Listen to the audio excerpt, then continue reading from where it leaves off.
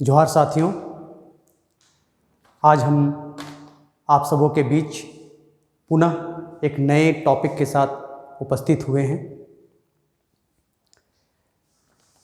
पुनः एक बार आप सबों का मेरे YouTube चैनल गुरु की घंटी में स्वागत है और उम्मीद करता हूं कि आप सभी ने मेरे इस YouTube चैनल को सब्सक्राइब कर लिया होगा और लाइक और अधिक से अधिक शेयर कर रहे होंगे। और मैं उम्मीद करता हूं कि आपको मेरी जो भी अर्थशास्त्र से संबंधित जो भी छोटी छोटी जानकारियां आप सबको समक्ष प्रस्तुत की जा रही हो वह आपके जीवन में महत्वपूर्ण भूमिका निभाएगी और आपके सफलता का सूत्र बनेगी। तो आइए आज जो हम लोग टॉपिक की बात करने जा रहे हैं वह है माइक्रो इकोनॉमिक्स और मैक्रो इकोनॉमिक्स में अंतर।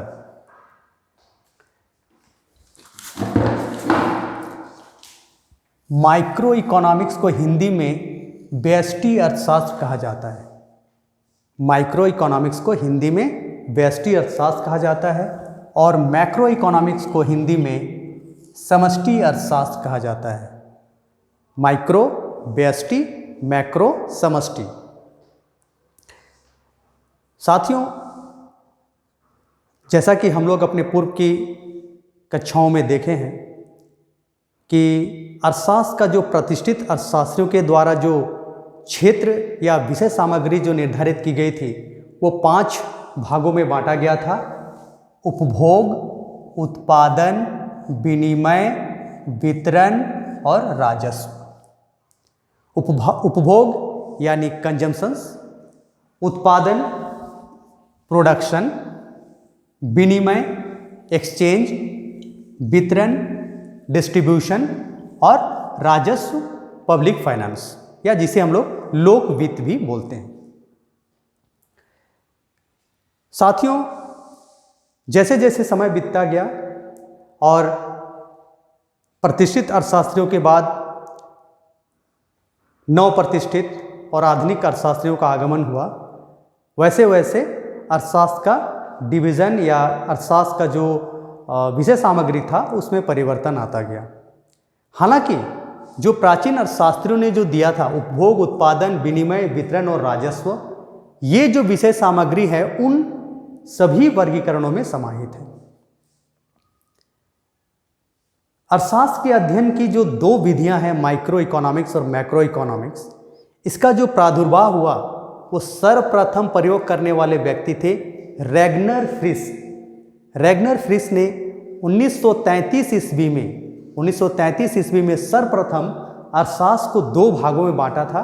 वो है माइक्रो इकोनॉमिक्स और मैक्रो इकोनॉमिक्स, व्यष्टि अर्थशास्त्र और समष्टि अर्थशास्त्र। तो ये एक प्रश्न महत्वपूर्ण बन जाता है आप लोग के लिए कि माइक्रो और मैक्रो का जो डिवीजन है, वर्गीकरण है इकोनॉमिक्स का, वो किसने सर्वप्रथम किया था और कब किया था। तो रैगनर फ्रिश ने किया था सर्वप्रथम और 1933 ईस्वी में उन्होंने सर्वप्रथम किया था। सामान्यतः किसी भी अर्थव्यवस्था या आर्थिक निकाय जो होती है उसके अध्ययन की 2 ही विधियां होती हैं। एक तो विधि होता है जिसमें उस अर्थव्यवस्था या आर्थिक निकाय के छोटे छोटे भागों का अध्ययन किया जाए, और दूसरा जो है संपूर्ण आर्थिक निकाय को एक साथ लेकर, संपूर्ण आर्थिक निकाय को एक साथ या एक देखते हुए समग्र रूप से भावी आर्थिक विश्लेषण किया जाता है। समस्त भावी आर्थिक विश्लेषण किया जाता है, यानी एक में हम लोग उसके व्यक्तिगत इकाइयों या सूक्ष्म इकाइयों का अध्ययन करते हैं, छोटे छोटे भागों में बांटकर अध्ययन करते हैं, और दूसरा जो अध्ययन की विधि है उसमें पूरे अर्थव्यवस्था के सभी इकाइयों को समग्र रूप में लेते हुए एक साथ भावी आर्थिक विश्लेषण हम लोग करते हैं। तो इसी को ध्यान में रखते हुए रैगनर फ्रिश ने सर्वप्रथम 1933 ईस्वी में माइक्रो और मैक्रो इकोनॉमिक्स 2 वर्गों में बांटा, और आज हम लोग उसी दोनों माइक्रो इकोनॉमिक्स और मैक्रो इकोनॉमिक्स के बीच जो महत्वपूर्ण अंतर है परीक्षा के दृष्टिकोण से, प्रतियोगी परीक्षा के दृष्टिकोण से, या स्नातक स्तरीय जो परीक्षा हमारा विश्वविद्यालय स्तर पर आयोजित होती है, उसमें जो प्रश्न अगर आप कभी आता है ऐसा कि अर्थशास्त्र की परिभाषा लिखें और अर्थशास्त्र के माइक्रो और मैक्रो के बीच में अंतर स्पष्ट करें, यानी व्यष्टि अर्थशास्त्र और समष्टि अर्थशास्त्र के बीच अंतर स्पष्ट करें, ऐसा प्रश्न आता है तो आप वहाँ भी इसको आप अच्छी तरह से लिख सकते हैं और अच्छे अंक प्राप्त कर सकते हैं। तो सर्वप्रथम हम लोग आते हैं माइक्रो और मैक्रो इकोनॉमिक्स में जो पहला अंतर किया गया है। पहला अंतर है माइक्रो इकोनॉमिक्स का जो अंग्रेजी का शब्द है माइक्रो, वो ग्रीक भाषा के माइक्रोस से लिया है। ग्रीक भाषा के माइक्रोस से लिया है, MIKROS, माइक्रोज भी कहीं कहीं लिखा रहता है। इसका अर्थ होता है स्मॉल या छोटा, हिंदी में स्मॉल और अंग्रेजी में स्मॉल और हिंदी में उसको छोटा या लघु बोल सकते हैं, यानी छोटे इकाइयों का अध्ययन हम लोग इसमें करते हैं।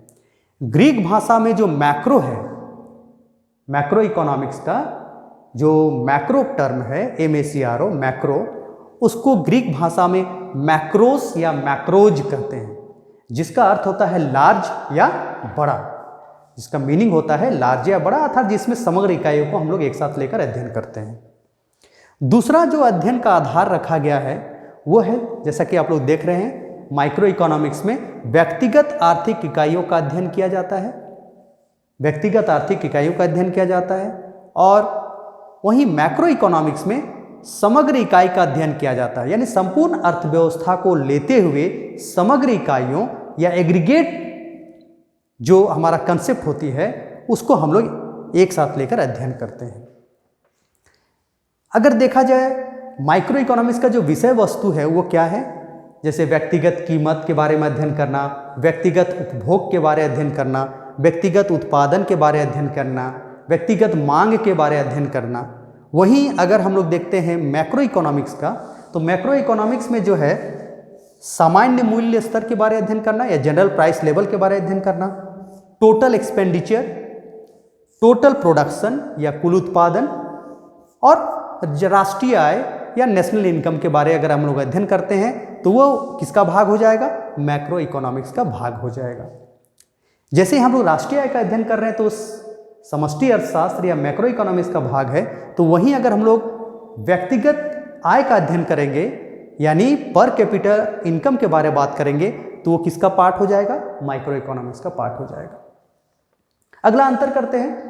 अगला अंतर जो है माइक्रो इकोनॉमिक्स में व्यक्तिगत समस्याओं का समाधान एवं नीति प्रस्तुत करता है, यानी माइक्रो इकोनॉमिक्स में किसी भी तरह का जो व्यक्तिगत समस्याएं होती हैं कि व्यक्तिगत मांग कितना होगा, व्यक्तिगत उपभोग कितना होगा, या उसकी संबंधित कोई भी समस्या आती है तो हम लोग माइक्रो इकोनॉमिक्स में अध्ययन करते हैं। वहीं अगर हम मैक्रो इकोनॉमिक्स की बात करें तो मैक्रो इकोनॉमिक्स में संपूर्ण अर्थव्यवस्था की समस्या का अध्ययन किया जाता है। जैसे आपको यहाँ उदाहरण के तौर पर मैं समझाना चाहूँगा, जैसे मुद्रास्फीति आ गया इकोनॉमी में, मुद्रा संकुचन की समस्या उत्पन्न हो गई, तो ये सभी जो समस्याएं हैं अगर हम लोग देखेंगे तो वो मैक्रो इकोनॉमिक्स का पार्ट्स हो जाएगा। मैक्रो इकोनॉमिक्स के अंतर्गत हम लोग अध्ययन करते हैं। ये जो माइक्रो इकोनॉमिक्स है, आंशिक संतुलन, मैक्रो इकोनॉमिक्स जो है आंशिक संतुलन,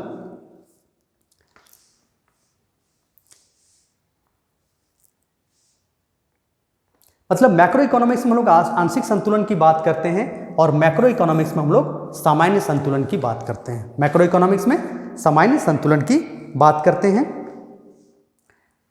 देखिए एक चीज यहाँ एक ध्यान देने की बात है, एक कंट्राडिक्शन है माइक्रो और मैक्रो में।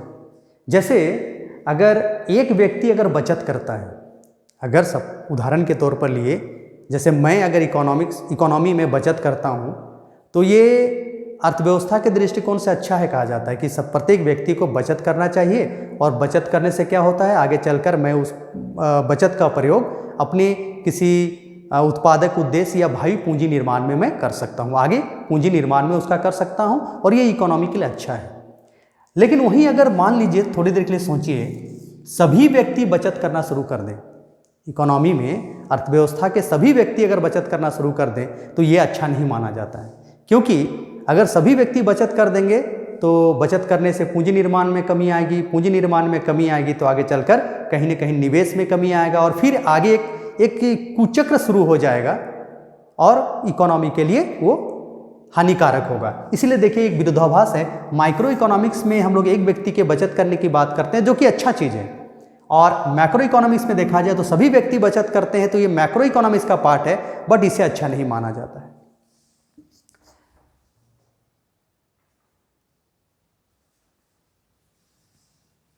माइक्रो इकोनॉमिक्स जो है संतुलन की स्थिति में आर्थिक तत्वों का अध्ययन किया जाता है। संतुलन की स्थिति में आर्थिक तत्वों का अध्ययन किसमें करते हैं? माइक्रो इकोनॉमिक्स में करते हैं, जबकि मैक्रो इकोनॉमिक्स में असंतुलन की स्थिति में आर्थिक तत्वों का अध्ययन करते हैं। तो ध्यान देना है इस चीज़ कि अगर कभी पूछा जाए कि संतुलन की स्थिति में संतुलन की स्थिति में आर्थिक तत्वों का अध्ययन किसमें किया जाता है, तो वो हो जाएगा माइक्रो इकोनॉमिक्स।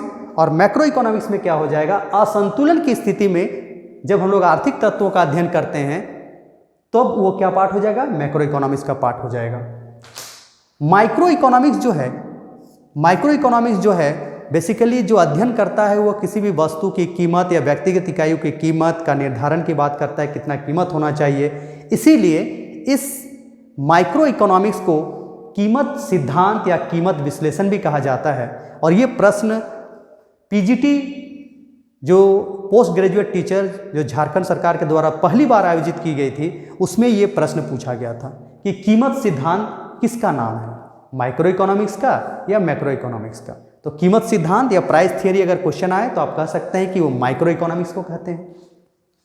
वहीं समष्टि अर्थशास्त्र या मैक्रो इकोनॉमिक्स में आय एवं रोजगार निर्धारण की बात की जाती है कि देश का राष्ट्रीय आय कैसे निर्धारित हो, देश में रोजगार का निर्धारण कैसे हो, इकोनॉमी में अर्थव्यवस्था में रोजगार का निर्धारण कैसे हो, अर्थव्यवस्था में राष्ट्रीय आय का निर्धारण कैसे हो, कैसे उसकी गणना किया जाए, राष्ट्रीय आय क्या है, ये सब की बात करते हैं। इसीलिए मैक्रो इकोनॉमिक्स को या समष्टि अर्थशास्त्र को आय एवं रोजगार का सिद्धांत कहते हैं। अगर प्रश्न आता है इनकम थियरी किसे कहते हैं, किसका दूसरा नाम है, तो उसका उत्तर होगा समष्टि अर्थशास्त्र या मैक्रो इकोनॉमिक्स। या रोजगार सिद्धांत किसका दूसरा नाम है, एम्प्लॉयमेंट थियरी किसका दूसरा नाम है, तो उसका आंसर हो जाएगा मैक्रो इकोनॉमिक्स। व्यष्टि अर्थशास्त्र या माइक्रो इकोनॉमिक्स जो होता है यह पूर्ण रोजगार की मान्यता पर आधारित होता है। जैसा कि हम लोग देख ही रहे हैं, माइक्रो इकोनॉमिक्स जो है अगर देखा जाए तो ये जो जितने भी माइक्रो इकोनॉमिक्स के विचारे हैं ये सभी प्रतिष्ठित अर्थशास्त्रियों के विचारधारा से मिलते हैं। और उनका क्या मानना था? क्लासिकल इकोनॉमिस्ट का मानना था कि अर्थव्यवस्था में सदैव हमेशा क्या होती है? पूर्ण रोजगार की स्थिति पाई जाती है। और किसी भी तरह का अगर अर्थव्यवस्था में असंतुलन की स्थिति आती है तो सरकार को हस्तक्षेप नहीं करना चाहिए। स्वतः बाजार में मांग और पूर्ति के संतुलन विश्लेषण के द्वारा उस समस्या का समाधान हो जाएगा। यानी वे लोग हमेशा पूर्ण रोजगार की स्थिति को मानते थे।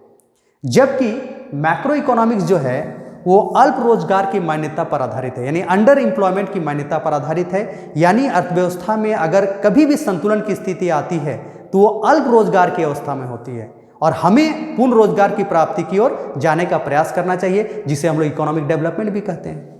तो अगर कभी क्वेश्चन आए कि माइक्रो इकोनॉमिक्स किसकी मान्यता पर आधारित है या पूर्ण रोजगार का अध्ययन, पूर्ण रोजगार को मानते हुए किस में अध्ययन किया जाता है, तो उसका आंसर हो जाएगा मैक्रो इकोनॉमिक्स। और अगर अपूर्ण रोजगार या अल्प रोजगार के मान्यता पर आधारित कौन सा विश्लेषण है तो उसका आंसर हो जाएगा मैक्रो इकोनॉमिक्स। आजकल धीरे धीरे जो व्यष्टि अर्थशास्त्र है या माइक्रो इकोनॉमिक्स है उसका महत्व धीरे धीरे कम होता जा रहा है, जबकि जो हमारा समष्टि अर्थशास्त्र है इसका महत्व धीरे धीरे बढ़ता जा रहा है। क्योंकि हम लोग आजकल देखते हैं कि इकोनॉमी का जो भी समस्याएं वो काफ़ी जटिल हो गई है और धीरे धीरे जैसे जैसे विकास का होता जा रहा है वैसे वैसे नई समस्याएं उत्पन्न होती जा रही हैं और हमें इन समस्याओं का समाधान हमें पूरे इकोनॉमी के समग्र इकाइयों को लेकर अध्ययन करना पड़ता है। इसीलिए इसका महत्व धीरे धीरे बढ़ता जा रहा है। माइक्रो इकोनॉमिक्स का जो क्षेत्र है, स्कोप की बात करें तो इसके स्कोप को 3 भागों में बांट कर देखते हैं। पहला तो है वस्तु की कीमत निर्धारण। पहला क्या है? इसके क्षेत्र का पहला जो भाग है उसमें हम लोग देखते हैं वस्तु की कीमत का निर्धारण। अर्थात इसमें 2 बातें आती हैं। आप लोग देखिएगा माइक्रो इकोनॉमिक्स का अगर सिलेबस देखिएगा तो उसमें सबसे पहला है वस्तु की कीमत निर्धारण का सिद्धांत, जिसके 2 पार्ट हैं। एक तो कंज्यूमर बिहेवियर एनालिसिस या उपभोक्ता व्यवहार का सिद्धांत और दूसरा पार्ट है उत्पादन और लागत का सिद्धांत, यानी प्रोड्यूसर बिहेवियर एनालिसिस एक तरफ हम लोग कंज्यूमर बिहेवियर एनालिसिस देखते हैं और दूसरा तरफ देखते हैं प्रोड्यूसर बिहेवियर एनालिसिस, यानी इधर हम लोग मांग का सिद्धांत देखते हैं और उधर क्या देखते हैं, उत्पादन और लागत का सिद्धांत देखते हैं। तो पहला जो क्षेत्र है वो वस्तु की कीमत निर्धारण का सिद्धांत और दूसरा जो माइक्रो इकोनॉमिक्स या व्यष्टि अर्थशास्त्र का जो क्षेत्र है उसे हम लोग वितरण का सिद्धांत भी कहते हैं या साधनों की कीमत निर्धारण का सिद्धांत। यानी वितरण का सिद्धांत या साधनों की कीमत निर्धारण का सिद्धांत के अंतर्गत हम लोग क्या करते हैं, जैसा कि आप लोग सभी जानते हैं उत्पादन के 5 साधन हुआ करते हैं। अभी चूंकि दो जो साधन है उसको मिला करके एक ही मान लिया जाता है, इसीलिए 4 सामान्यतः किताबों में 4 मिलेगा, अन्यथा उत्पादन के 5 साधन होते हैं, भूमि, पूंजी, श्रम, संगठन और साहस। भूमि मतलब लैंड, पूंजी मतलब कैपिटल, श्रम मतलब लेबर, संगठन मतलब ऑर्गेनाइजेशन और साहसी यानी एंटरप्रेन्योर। तो लेकिन ऑर्गेनाइजेशंस और एंटरप्रेन्योर को मिलाकर के हम लोग एक ही चीज़ देखते हैं, या तो साहसी बोलिए या संगठन बोलिए। क्योंकि ये दोनों जो साधन है वो किसी एक ही व्यक्ति के द्वारा निभाए जाते हैं, इसलिए उत्पादन के 5 साधन के जगह में आजकल कहीं कहीं 4 साधन भी आता है, अन्यथा उत्पादन के 5 ही साधन होते हैं। तो उन साधनों का कीमत का निर्धारण कैसे होगा, यानी लगान का निर्धारण कैसे होगा, ब्याज का निर्धारण कैसे होगा, लाभ का निर्धारण कैसे होगा, मजदूरी का निर्धारण कैसे होगा, वो माइक्रो इकोनॉमिक्स के अंतर्गत अध्ययन किया जाता है। तो ये भी उसका क्षेत्र होगा।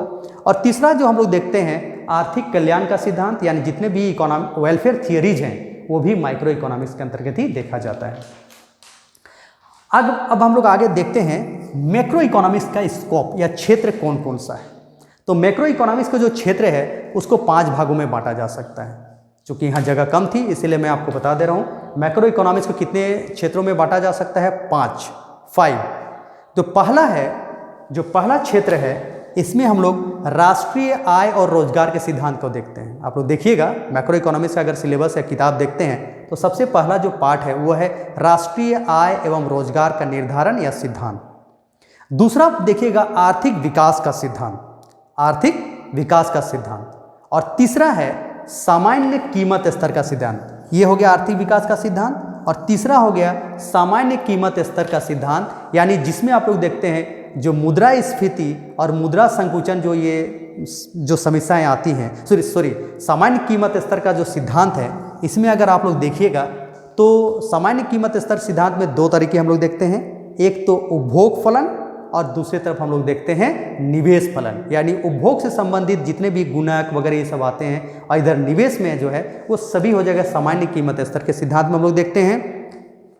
नेक्स्ट हम लोग देखते हैं वितरण का समष्टिगत सिद्धांत भी इसी का पार्ट है, यानी जहां हम लोग इसमें क्या देखते हैं साधनों की कीमत का निर्धारण कैसे होता है, यानी भूमि लगान का निर्धारण कैसे होगा, लाभ का निर्धारण कैसे होगा, लेकिन यहाँ हम लोग सापेक्षतया इन साधनों का निर्धारण कैसे होता है इसकी बात अगर करेंगे तो वो मैक्रो हो जाएगा। यानी मजदूरी और लाभ का सापेक्षिक सिद्धांत के बारे में बात करेंगे तो वो हो जाएगा मैक्रो इकोनॉमिक्स का पार्ट। और अगर मान लीजिए केवल हम देखेंगे लगान का निर्धारण कैसे हो रहा है, लगान का निर्धारण करने वाले महत्वपूर्ण सिद्धांत कौन कौन है, लाभ का निर्धारण के महत्वपूर्ण सिद्धांत कौन कौन है, तो वो माइक्रो इकोनॉमिक्स का पार्ट हो जाएगा।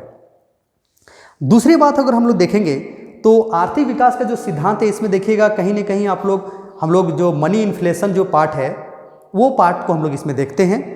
और फिर एक आता है अंतर्राष्ट्रीय व्यापार का सिद्धांत, इंटरनेशनल ट्रेड से रिलेटेड जो भी बातें हम लोग पढ़ते हैं वो भी मैक्रो इकोनॉमिक्स का पार्ट है। और एक है आपका जो सरकार की आय और व्यय की नीति या जिसको हम लोग बजट कहते हैं, तो वो भी आपका मैक्रो इकोनॉमिक्स का ही पार्ट है। यानी आर्थिक विकास के सिद्धांत अगर देखते हैं तो अगर हम लोग इसको बहुत सारे चीज़ों में जोड़ सकते हैं, आर्थिक विकास एक बहुत बड़ा ब्रॉड कंसेप्ट है।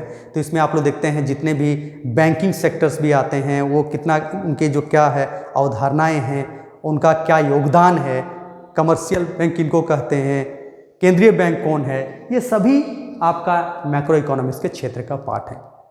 तो पुनः एक बार हम लोग जो हम लोग आज जो क्लास हुई है, जो हम लोग आज देखे हैं, उसकी सभी चीज़ों को एक बार हम फिर से बात करते हैं। तो माइक्रो और मैक्रो इकोनॉमिक्स जो हम लोग आज के समय में देखते हैं वो सबसे पहले ये जो वर्गीकरण है रेगनर फ्रिश के द्वारा किया गया था। 1933 ईस्वी में, यानी सबसे पहले इस शब्द का प्रयोग करने वाले व्यक्ति कौन थे? रैगनर फ्रिट्ज ने 1933 ईस्वी में। सामान्यतः किसी भी अर्थव्यवस्था या आर्थिक निकाय जो होती है उसके अध्ययन की दो ही विधि हो सकती है।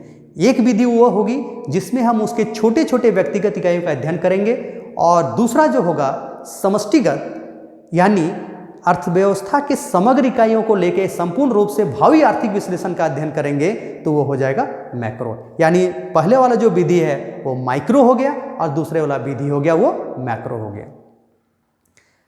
माइक्रो और मैक्रो का जो अंतर, माइक्रो और मैक्रो इकोनॉमिक्स में जो अंतर है वही हमारा आज का ये टॉपिक भी है और उसी को हम लोग आज चर्चा कर रहे हैं।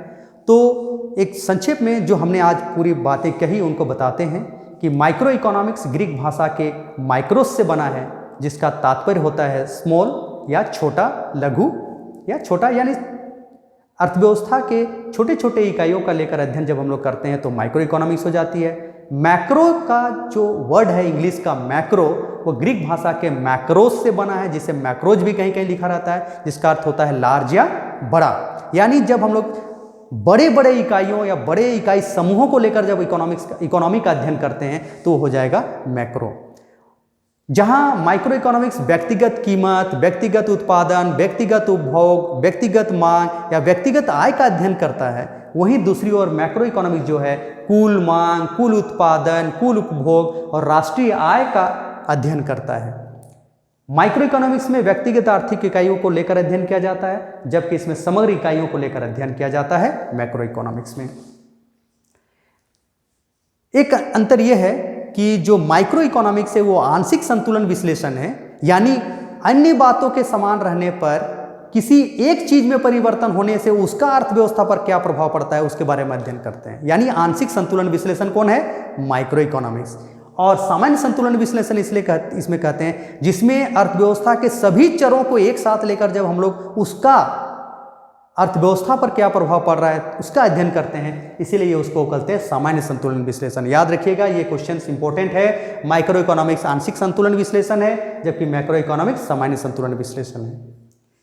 एक विरोधाभास भी है कि अगर एक व्यक्ति बचत करता है तो इकोनॉमी के लिए अच्छा माना जाता है, अच्छा संकेत है, लेकिन वहीं यदि अर्थव्यवस्था या समाज के सभी व्यक्ति बचत करते हैं तो ये अध्ययन का विषय वस्तु हो जाता है मैक्रो इकोनॉमिक्स का, लेकिन ये अच्छा नहीं माना जाता, क्योंकि सभी व्यक्ति अगर बचत करना शुरू कर दें तो इकोनॉमिक्स में बचत शून्य हो जाएगा, पूंजी निर्माण शून्य हो जाएगा और आगे चलकर निवेश और रोजगार पर इसका बुरा प्रभाव पड़ेगा। यहाँ क्या देखते हैं, माइक्रो इकोनॉमिक्स में संतुलन की स्थिति में आर्थिक तत्वों के व्यवहार का अध्ययन किया जाता है, जबकि मैक्रो इकोनॉमिक्स में असंतुलन की स्थिति में आर्थिक तत्वों के व्यवहार का अध्ययन किया जाता है। माइक्रो इकोनॉमिक्स को कीमत सिद्धांत भी बोला जाता है या कीमत विश्लेषण भी बोला जाता है, जबकि मैक्रो इकोनॉमिक्स को आय एवं रोजगार विश्लेषण या आय का सिद्धांत या रोजगार सिद्धांत भी कहा जाता है। माइक्रो इकोनॉमिक्स पूर्ण रोजगार की मान्यता पर आधारित है, जबकि मैक्रो इकोनॉमिक्स अपूर्ण रोजगार या अल्प रोजगार की मान्यता पर आधारित है। धीरे धीरे माइक्रो इकोनॉमिक्स का जो महत्व है वो कम होता जा रहा है और आने वाले दिनों में मैक्रो इकोनॉमिक्स का महत्व बढ़ता जा रहा है। क्षेत्र को देखें, यानी माइक्रो इकोनॉमिक्स में किन किन चीज़ों का अध्ययन करते हैं, तो हम लोग सबसे पहला जो देखते हैं वस्तु की कीमत का निर्धारण, यानी जिसमें हम लोग उपभोक्ता व्यवहार सिद्धांत और उत्पादक व्यवहार सिद्धांत यानी उत्पादन और लागत का सिद्धांत, इन चीज़ों का अध्ययन करते हैं तो ये इसका क्षेत्र हो जाता है। साथ ही साथ साधनों की कीमत का निर्धारण, यानी लाभ का निर्धारण कैसे होता है, ब्याज का निर्धारण कैसे होता है, लगान का निर्धारण कैसे होता है, मजदूरी का निर्धारण कैसे होता है, ये आपका व्यष्टि अर्थशास्त्र का क्षेत्र है। और कल्याणकारी जो सिद्धांत हैं वो भी आपका माइक्रो इकोनॉमिक्स का पार्ट है। वहीं अगर मैक्रो इकोनॉमिक्स की बात करें तो राष्ट्रीय आय एवं रोजगार का निर्धारण ये समष्टि अर्थशास्त्र का पार्ट है। आर्थिक विकास का सिद्धांत ये समष्टि अर्थशास्त्र का पार्ट है या उसका क्षेत्र है। सामान्य कीमत स्तर का सिद्धांत यानी जनरल प्राइस थियरी, यानी जिसमें हम लोग उपभोग विश्लेषण और निवेश संबंधी या विनियोग सिद्धांत की बात करते हैं, तो वो मैक्रो इकोनॉमिक्स का पार्ट हो जाता है। साथ ही साथ सरकार की जो आय और व्यय का जो नीतिगत व्यवहार की बात करते हैं, यानी जिसको बजट कहेंगे, वो भी इसी का पार्ट है। मुद्रास्फीति, मुद्रा संकुचन, इस तरह की जो आर्थिक समस्याएं उत्पन्न होती हैं ये भी समष्टि अर्थशास्त्र में देखा जाता है। बैंकिंग, मुद्रा एवं बैंकिंग, ये भी आपका मैक्रो इकोनॉमिक्स का पार्ट है। और जो हम लोग अंतर्राष्ट्रीय व्यापार या इंटरनेशनल ट्रेड संबंधित जो भी थियरी होती है या उसकी जो भी अवधारणा है, कंसेप्ट है, वो हम लोग मैक्रो इकोनॉमिक्स में देखते हैं। तो मित्रों, मुझे उम्मीद है कि जो माइक्रो और मैक्रो इकोनॉमिक्स में जो अंतर है आप लोगों को समझ में आ गया होगा। और जो अगर सभी जो स्नातक और स्नातकोत्तर के जो विश्वविद्यालय स्तर पर जो परीक्षा देते हैं, उन छात्र अगर एक वाक्य से बना करके और अच्छा से इसको डिस्क्रिप्टिव वे में लिखते हैं तो ये उनके उत्तर के लिए काफ़ी मददगार साबित होगा। और जो मैंने बीच बीच में जो बातें कही है उन चीज़ों को आप देख लीजिएगा। जो मैंने बातें कही हैं उनको आप लोग ध्यान से देखिएगा, तो कहीं ना कहीं प्रतियोगी परीक्षाओं में भी आपको बहुत महत्वपूर्ण भूमिका होगी। तो पुनः मैं एक बार आप लोगों से अनुरोध करता हूं कि मेरे YouTube चैनल गुरु की घंटी को आप लोग अधिक से अधिक सब्सक्राइब करें, लाइक करें, और व्यूज़ तो आप देखेंगे ही, तो व्यूज़ तो ऑटोमेटिकली हो जाएगा, लेकिन मैं उम्मीद करता हूं कि ये सब्सक्राइब करें और ज़्यादा से ज़्यादा शेयर करें। और अगर आप लोग बेल आइकन को दबाना भूल गए हैं तो बेल आइकन दबा दें। धन्यवाद।